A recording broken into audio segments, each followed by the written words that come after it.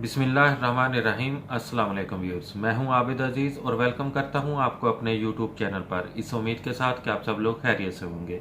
आज की वीडियो में मैं आपको बताऊंगा कि बायोफ्लॉक फिश फार्मिंग यानी कि कंट्रोल्ड फिश फार्मिंग या सेमी इंटेंसिव फिश फार्मिंग, जिसको ओपन फिश फार्मिंग भी कहा जाता है, उसमें क्या कंपैरिजन है और क्या उसमें फ़र्क होता है। तो सबसे पहले बात करते हैं कंट्रोल्ड फिश फार्मिंग यानी कि बायोफ्लॉक फिश फार्मिंग के बारे में। बायोफ्लॉक फिश फार्मिंग में आपको सिक्योरिटी के मसाइल दरपेश नहीं होते, आपको बहुत ज़्यादा उसके लिए सिक्योरिटी नहीं करना होती। नंबर 2 पर आपको बहुत ज़्यादा जगह की ज़रूरत नहीं पड़ती, बिल्कुल थोड़ी सी जगह में भी आप कंट्रोल्ड फिश फार्मिंग जो है वो कर सकते हैं। इसी तरह से ही नंबर 3 पर आपको बायोफ्लॉक फिश फार्मिंग के लिए बहुत ज़्यादा पानी की ज़रूरत नहीं पड़ती। एक ही बार जो पानी डाला जाता है पाउंड में, आप उसको बहुत ही लंबे अरसे तक जो है वो इस्तेमाल कर सकते हैं। और इसके साथ ही नंबर 4 पर यह है कि इसके लिए आपको फीड यानी कि खुराक की भी बहुत ज़्यादा ज़रूरत नहीं पड़ती और बहुत ही थोड़ी खुराक के साथ भी बायोफ्लॉक फिश फार्मिंग जो है वो सक्सेसफुल हो जाती है। लेकिन इसके लिए आपको एक चीज़ की मुसलसल ज़रूरत पड़ती है, वो ये है कि आप इसको एरीफाई करें। इसकी ऑक्सीजन जो है वो मेंटेन रखने के लिए आपको 24 घंटे लगातार मुसलसल पाइपलाइन के ज़रिए से हवा पाउंड्स में मुतवातर प्रोवाइड करनी होती है, ताकि ऑक्सीजन की कमी वाक़ई ना हो।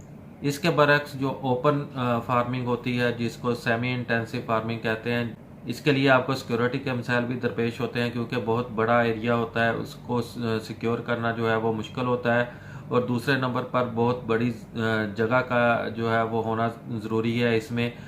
मिसाल के तौर पर कम से कम भी अगर आपने कमर्शियल लेवल पे ऊपर काम करना है तो 1 एकड़ जगह जो है वो होगी, तो तभी आप फिश फार्मिंग जो है वो कर सकते हैं। इसके साथ साथ पानी की बहुत ज़्यादा ज़रूरत पड़ती रहती है।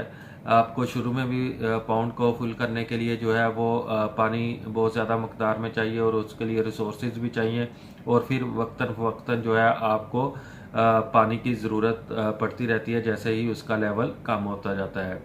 इसके साथ साथ ओपन फिश फार्मिंग जो है यानी कि सेमी इंटेंसिव फिश फार्मिंग जो है, जो नॉर्मली हमारे मुल्क में की जाती है, उसके लिए फीड के मसाइल भी दरपेश होते हैं। आपको मुख्तलिफ रिसोर्सेज से फीड का अरेंजमेंट करना पड़ता है। इसके साथ साथ मौसमी असरात जो होते हैं, ये भी बहुत ज़्यादा अफेक्ट करते हैं ओपन यानी कि सेमी इंटेंसिव फिश फार्मिंग के ऊपर। तो ये तो एक छोटा सा कंपैरिजन था मेरी तरफ से। हो सकता है कि इसमें कोई कमी बेशी भी हो, लेकिन जो पॉइंट्स मेरे जहन में थे वो मैंने यहाँ पर डिस्कस कर दिए हैं आप लोगों को बताने के लिए। इस उम्मीद के साथ कि ये वीडियो आपके लिए फ़ायदेमंद साबित होगी। इजाज़त चाहता हूँ। अल्लाह हाफिज़।